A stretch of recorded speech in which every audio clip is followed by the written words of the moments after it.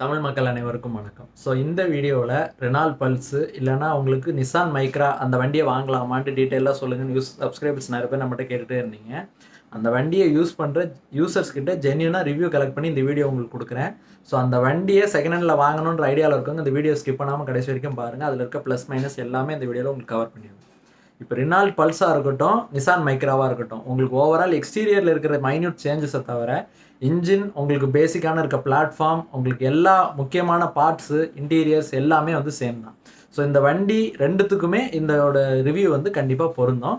So அந்த வண்டி வாங்குற ஐடியாவில் இருக்கவங்க இந்த வண்டி எந்த இன்ஜினில் வந்ததுன்னு பார்த்தீங்கன்னா 2 ஃபியூல் ஆப்ஷனில் வந்தது, பெட்ரோல் அண்ட் டீசல். பெட்ரோல் வந்து பார்த்தீங்க அப்படின்னா இன்லைன் 3 சிலிண்டர் உங்களுக்கு நான் டர்போ சார்ஜர் இன்ஜின், உங்களுக்கு ஒரு 75 ஹார்ஸ் பவர் பீக் பவராகவும் ஒரு 103 நியூட்டன் மீட்டர்ஸ் ஆஃப் டார்க்கோட வந்தது. 5 ஸ்பீட் மேனுவல் கியர் பாக்ஸோட வந்தது. வித் ஏசி சிட்டிக்குள்ளே ஒரு 13 எக்ஸ்பெக்ட் பண்ணலாம். ஹைவேஸில் உங்களுக்கு 18 வரைக்கும் தாராளமாக கொடுக்கும். இதே டீசல் எடுத்துக்கிட்டிங்க அப்படின்னா 1500 CC 4 cylinder turbo charged diesel engine, உங்களுக்கு ஒரு 64 பிஹெச்பி பவரும் ஒரு 160 நியூட்டன் மீட்டர்ஸ் ஆஃப் டார்க்கும் கொடுத்தது மாதிரி டியூன் பண்ணியிருந்தாங்க. 5 ஸ்பீட் மேனுவல் கியர் பாக்ஸோட தான் சேலில் வந்தது. ஸோ ஆனால் மைலேஜ் வந்து பார்த்தீங்க அப்படின்னா தாராளமாக 19 எடுக்கலாம் வித்தின் சிட்டி. ஹைவேலாம் ஓட்டிங்க அப்படின்னா ஒரு 23லேருந்து 24 கூட யூசர்ஸ் வந்து எடுக்கணும்னு சொல்லிடுறாங்க. ஸோ இப்போ மெயின்டெனன்ஸ் வைஸ் இந்த வண்டிக்கு எவ்வளோ செலவாகும்? ஆத்தரைஸ்டு சர்வீஸ் சென்டரில் தான் ஸ்பேர்ஸ் இந்த வண்டிக்கு உடனே கிடைக்குதுன்றது சொல்லியிருக்காங்க. ஸோ இந்த வண்டி டிஸ்கண்டினியூ பண்ணதுனால உங்களுக்கு சர்வீஸ் ஆத்தரைஸ்டு டீலர்ஷிப்பில் விட்டிங்கன்னா நல்லாவும் பார்க்குறாங்கன்னு சொல்லியிருந்தாங்க. அதுக்கு போக ஸ்பேர் பார்ட்ஸ் வந்து கிடைக்குது அப்படின்ட்டு சொல்லியிருந்தாங்க. வெளியே நிறைய இடத்துல ஸ்பேர்ஸ் இந்த வண்டிக்கு ரெடிலி அவைலபிளாக இல்லை. ஒரு 2 நாள் வெயிட் பண்ணால் வேணால் வாங்கிட்டு வந்து பண்ணலாம் அப்படின்ற மாதிரி சொல்லியிருக்காங்க. எங்கள் கம்பெனியில் சர்வீஸ் விட்டிங்கன்னா பெட்ரோல் வண்டி உங்களுக்கு 4500லேருந்து 5500 செலவுன்னு சொல்லியிருக்காங்க. டீசல் எடுத்துக்கிட்டிங்கன்னா 6800லேருந்து 7500 ஆகுதுன்னு சொல்லியிருக்காங்க. ஸோ இப்போ இந்த வண்டியோட மெயின் யூஎஸ்பி என்னன்னு பார்த்தீங்கன்னா, ஹேட்ச்பேக்காக இருந்தாலும் 4 பேர் நல்ல ஒரு சொகுசான பயணம் பண்ணலாம். இந்த வண்டியை பொறுத்த வரைக்கும் நல்ல லோ சீட்டிங் பொசிஷனோட கொண்ட வண்டி. ஸோ அதனால் உங்களுக்கு பாடி ரோல் அந்தளவுக்கு இருக்காதுன்னு சொல்லியிருக்காங்க யூசர்ஸ். ஸோ ஸ்டேரிங் பிடிச்சி ஓட்டுறதுக்கு ரொம்பவே நல்லாயிருக்கும். ரொம்ப ஒரு தனித்துவமாக, ரொம்ப ஒரு அக்யூரேட்டாக இருக்குது ஸ்டேரிங்.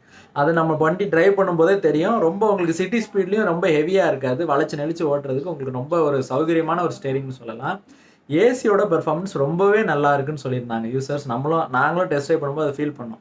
ஸோ உங்களுக்கு ஏசி போட்ட உடனே பின்னாடி ஏசி வண்டி இல்லைனாலும் நல்ல ஒரு சில்னஸ் வந்து கொடுக்குது. இத்தனைக்கு 7 வருஷம் ஆகியுமே அந்த வண்டியில் அவ்வளோ ஒரு கூலிங் இருக்குது. ஏசியில் அவங்களுக்கு எந்த ஒரு பிரச்சனையுமே இல்லை. வாங்கின நாளில் எவ்வளோ கூலிங் இருந்தது இப்போவும் அதே கூலிங் இருக்குன்னு சொல்லியிருந்தாங்க. ஸோ ஏசியோட பெர்ஃபார்மன்ஸ் ரொம்பவே நல்லா இருக்குது. அப்படி அந்த வண்டி நீங்கள் பார்க்குற வண்டியில் ஏசி கூலிங் கம்மியாக இருந்ததுன்னா ஏசியில் ப்ராப்ளம் இருக்குன்ட்டு அர்த்தம். ஸோ அதை கொஞ்சம் கவனமாக எடுத்துக்கங்க. ஸோ வேறு என்னென்ன விஷயம் சொன்னாங்க வண்டியில் ப்ளஸ்ன்னு பார்த்தீங்கன்னா, இன்டீரியர் வந்து உங்களுக்கு ரொம்பவே நல்ல சொகுசாக இருக்கிறது ஒன்று, இட வசதி ரொம்பவே நல்லா இருக்குது. சீட்ஸோட குஷனிங் நல்லா இருக்குன்ட்டு யூசர்ஸ் வந்து சொல்லியிருந்தாங்க. ஸோ பூட் ஸ்பேஸும் கொஞ்சம் சஃபிஷியண்ட்டாக இருக்குன்றது சொல்லியிருந்தாங்க. அதுக்கு போக வண்டி டிரைவ் பண்ணும்போது உங்களுக்கு பிக்கப் வந்து பெட்ரோலாக இருக்கட்டும், டீசலாக இருக்கட்டும் நாமினலாக ரொம்ப வந்து பிக்கப் கம்மின்ற மாதிரி இல்லை. ரெண்டுமே ரிஃபைண்டாக இருக்குது. இன்ஜின் பொறுத்த வரைக்கும் பார்த்தீங்கன்னா பெட்ரோலும் நல்ல ரிஃபைண்டாக இருந்தது, டீசலும் நல்ல ரிஃபைண்டாக இருந்தது. உங்களுக்கு தேவைப்படும் போது ஆக்சலரேஷன் அதிகமாக கொடுத்தீங்கன்னா நல்ல பிக்கப் வந்து உங்களுக்கு இருக்குது. ஸோ பிக்கப் விஷயத்தில் எந்த ஒரு குறையுமே இல்லை இந்த வண்டியில். அப்படி நீங்கள் டெஸ்ட் ட்ரைவ் பண்ணுற வண்டியில் பிக்கப் லாஸ் இருந்தது அப்படின்னா மாஸ் ஏர்ஃப்ளோ சென்சரில் ஏதாவது ப்ராப்ளம் வர்றதுக்கான வாய்ப்புகள் இருக்குது. ஸோ பிக்கப் கம்மியாக இருந்ததுன்னா, டீசல் வண்டியாக இருந்ததுன்னா குறிப்பிட்ட சில மைக்ராஸில் டர்போவில் ஃபால்ட் வந்தது. ஸோ அது நான் பின்னாடி சொல்கிறேன் நெகட்டிவ்ஸில். ஸோ அப்படி எதுவும் உங்களுக்கு பிக்கப் லாஸ் இருந்ததுன்னா அந்த வண்டியை அவாய்ட் பண்ணுறது நல்லது, பிரச்சனை இருக்குன்ட்டு அர்த்தம். ஸோ இதுக்கு போக கிளச் லைஃப் எவ்வளோன்னா சஃபிஷியண்ட்டாக ஒரு இப்போ 180 நம்ம டீசல் ஒரு ஓனர் வச்சுன்னு சொல்லியிருந்தாங்க அவங்க ரிவ்யூவில். ஸோ அவர்கிட்ட கேட்ட வரைக்கும் அவர் 1 லட்சத்தில் தான் கிளச்சு மாற்றினேன்னு சொன்னார். ஆனால் கிளச்சு கொஞ்சம் ஹார்டர் சைடு தான், பெட்ரோலுக்கும் சரி டீசலுக்கும் சரி. ஸோ டீசலுக்குலாம் ஹைட்ராலிக் கிளச் வந்து உங்களுக்கு அந்த வண்டி ஓட்டும்போது தெரியும், கொஞ்சம் ஹார்டு ஸ்டிஃபாக தான் இருக்கும், கொஞ்சம் மிதிக்கிறதுக்கு கொஞ்சம் கஷ்டமாக இருக்கிற மாதிரி தான் இருக்கும். ஸோ அது போக கிளச்சோட லைஃப் வந்து நல்லாவே இருக்குன்னு சொல்லியிருந்தாங்க. ஸோ இந்த வண்டிக்கு இந்த 1,80,000 ஓட்டினவங்களும் சரி, பெட்ரோலை பொறுத்த வரைக்கும் ஒரு 75,000 அதிகபட்சமாக ஓட்டின யூசர் 2 பேருமே சொன்னது, அந்த வண்டி ரன்னிங்க்கு தேவையான பார்ட்ஸ் சேஞ்சஸை தவிர்த்து நிறையா வந்து தேவையில்லாத பார்ட்ஸ் மாற்றின மாதிரி இந்த வண்டிக்கு வரல. ஸ்பேர் பார்ட்ஸோட காஸ்ட் வந்து பார்த்தீங்க அப்படின்னா உங்களுக்கு காம்படிஷனை கம்பேர் பண்ணும்போது அந்த பார்ட்ஸ் ஒரு ₹1000 500லேருந்து ₹1000 அதிகமாக இருக்குன்னு சொல்லியிருந்தாங்க. ஆனால் அது வந்து நல்ல நீடிச்சு உழைக்கிற மாதிரி இருக்குது, ஒன்றும் பெரிய விஷயம் இல்லை. அதனால் ஸ்பேர்ஸ் வந்து அடிக்கடி மாற்றுற மாதிரி இல்லைன்னு சொல்லியிருந்தாங்க. ஸோ இது ஜென்ரலாக அவங்க சொன்னது. இதை வந்து இதை ப்ளஸ் சைடை நீங்கள் எடுத்துக்கலாம். இதெல்லாம் அவங்க வந்து நான் நல்ல ஒரு பாசிட்டிவாக சொன்னது. ஸோ அதுக்கு போக உங்களுக்கு நிறைய விஷயம் அவங்க வந்து இந்த வண்டியில் என்னென்ன அவங்களுக்கு பிடிக்கல, அதாவது நெகட்டிவ்ஸாக என்னென்ன ஃபேஸ் பண்ணாங்கன்னு சொன்னாங்க. ஸோ கிரவுண்ட் கிளியரன்ஸ் வந்து பார்த்தீங்கன்னா 155 mm தான் வருது. அதுவும் நம்ம ஆள் உட்காந்தா நிறைய மேடு பள்ளத்தில் ஸ்பீட் பிரேக்கர்ஸில் தர தட்டுதுன்னு சொல்லியிருந்தாங்க. இது ரொம்பவே கொஞ்சம் மனசுக்கு கொஞ்சம் கஷ்டமான ஒரு இதுவாக இருக்குது. அப்பப்போ வந்து தர தட்டுற மாதிரி இந்த வண்டியில் நாங்கள் உணர்றோன்றதை சொல்லியிருந்தாங்க. இது மொதல் பாயிண்ட்டாக சொன்னாங்க. ஸோ 2வது பாயிண்ட்டு, உங்களுக்கு அந்த வண்டி டிரைவ் பண்ணும்போது சரி, வெளி லுக்கும் இன்டீரியர் லுக்குமே வந்து பார்த்தீங்கன்னா நம்மளுக்கு கொஞ்சம் பின்னாடி கொஞ்சம் பழமையான வண்டி, ஏற்கனவே ஒரு 5 வருஷம் வண்டியாக வச்சுருந்தாலும் இன்னும் பழமையான கொஞ்சம் வண்டியை வச்சிருக்கிற மாதிரி ஒரு ஃபீல் இருக்குது. இன்டீரியர்லேயும் பார்த்தீங்க அப்படின்னா டேஷ்போர்ட்லாம் ரொம்பவே சிம்பிளாக இருக்குது. ஹார்ட் பிளாஸ்டிக் ஃபுல்லாகவே வண்டி ஃபுல்லாக கொடுத்துருக்காங்க அப்படின்னு சொல்லியிருந்தாங்க. ஸோ அந்த டச் ஸ்க்ரீன் சிஸ்டம்லாம் வந்து லேட்டஸ்ட்டாக கடைசியாக நிப்பாட்டும் போது லான்ச் ஆன மைக்ரா வந்து டாப் மாடலில் கொடுத்துட்டு இருந்தாங்க. ஃபர்ஸ்ட் ஜென்ரேஷன் மைக்ராவில் உங்களுக்கு ரொம்பவே சிம்பிளிஸ்டிக்காக இருக்கும் டேஷ்போர்ட் லேஅவுட். ஸோ ரொம்ப ஒரு சாதுவாக ரொம்ப ஒரு லுக்கு அந்தளவுக்கு லுக்கு ரொம்ப அட்ராக்டிவாக இல்லாத ஒரு வண்டி. ப்ராக்டிகாலிட்டி மட்டும் நல்லா இருக்குன்னு சொல்லியிருந்தாங்க. இது செகண்ட் பாயிண்ட்டாக சொல்லியிருந்தாங்க. ஸோ இதுக்கு போக நெகட்டிவ்ஸ் என்ன சொன்னாங்க அப்படின்னு பார்த்தீங்கன்னா, வண்டி டிரைவ் பண்ணும்போது சஸ்பென்ஷன் செட்டப்பு ஹைவேஸில் போகும்போது என்னதான் சொகுசு நல்லா தர்ற மாதிரி இருந்தாலும் சிட்டி ஸ்பீட்ஸில் ஓட்டும் போது சின்னதாக ஏதாவது மேடு பள்ளத்தில் போட்டோன்னா கொஞ்சம் பவுன்ஸ் ஆகிற ஃபீல் இருக்குது அப்படின்னு சொல்லியிருந்தாங்க. ஸோ சஸ்பென்ஷன் வந்து ஓரளவுக்கு ஸ்டிஃபர் சைடு தான், ரொம்ப சாஃப்டர் சைடு கிடையாது.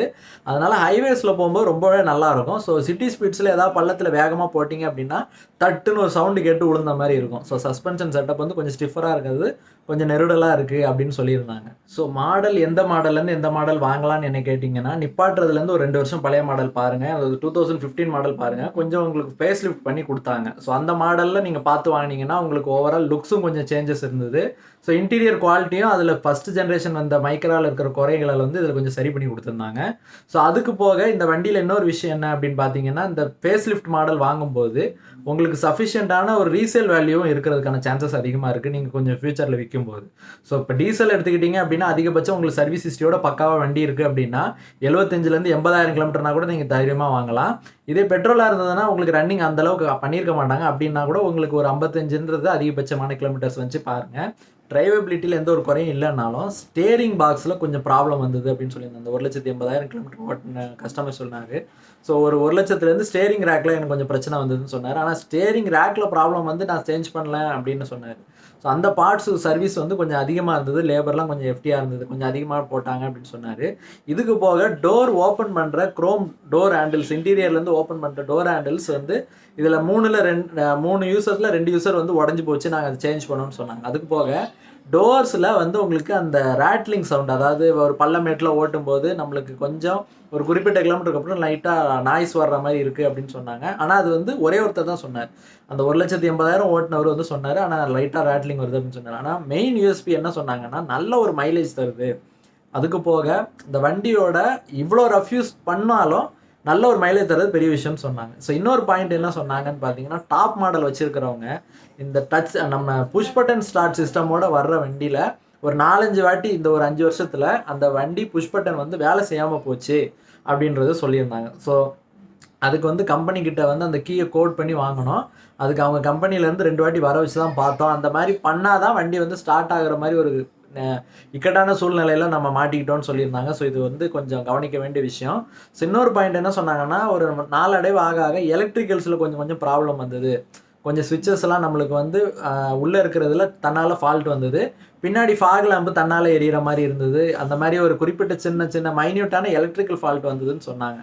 ஸோ இப்போ இதெல்லாம் வந்து அவங்க ஜென்ரலாக குறிப்பிட்டு சொன்ன நெகட்டிவ்ஸ்.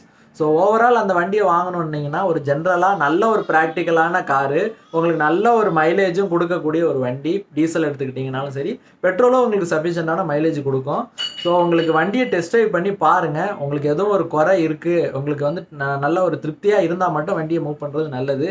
ஸோ அப்படி உங்களுக்கு எதுவும் தெரியல அப்படின்னா சர்வீஸ் ஹிஸ்ட்ரி பக்காவாக இருக்கான்னு பாருங்கள். இதுக்கு போக டயர் பேட்டரிலாம் ஜென்ரல் ரன்னிங்க்கு தகுந்த மாதிரி மாற்றிருக்காங்களான்னு பாருங்கள். உங்களுக்கு ஏதோ வண்டி டெஸ்ட் ட்ரைவ் பண்ணி பார்க்கும்போது உங்களுக்கு திருப்திகரமாக இருந்தனாலும் நல்ல ஒரு டெக்னீஷியனை கூப்பிட்டு வச்சு பார்க்குறது நல்லது. ஸோ இந்த வீடியோவில் நிசான் மைக்ரா பற்றி கம்ப்ளீட்டாக அனலைஸ் பண்ணி கொடுத்துருக்கேன். அந்த யூசர் சொன்ன ஜென்ரலான ரிவ்யூ பேஸ் பண்ணி உங்களுக்கு கொடுத்துருக்கேன். ஸோ அந்த வண்டி வாங்குற ஐடியாவில் இருக்கவங்களுக்கு இந்த வீடியோ கண்டிப்பாக யூஸ்ஃபுல்லாக இருக்கும்னு நம்புகிறேன். நம்ம சேனலில் நிறைய யூஸ்ட் கார் ரிவ்யூஸ் ஏற்கனவே பண்ணியிருக்கேன், இன்னமும் நிறைய யூஸ்ட் கார் ரிவ்யூஸ் பண்ணிகிட்ருப்பேன். ஸோ உங்களுக்கு ஏதாவது வண்டியை பற்றி தெரிஞ்சுக்கணுன்னாலும் கமெண்ட் செக்ஷனில் கமெண்ட் பண்ணுங்கள். தொடர்ந்து நம்ம சேனலுக்கு சப்போர்ட் பண்ணுங்கள்.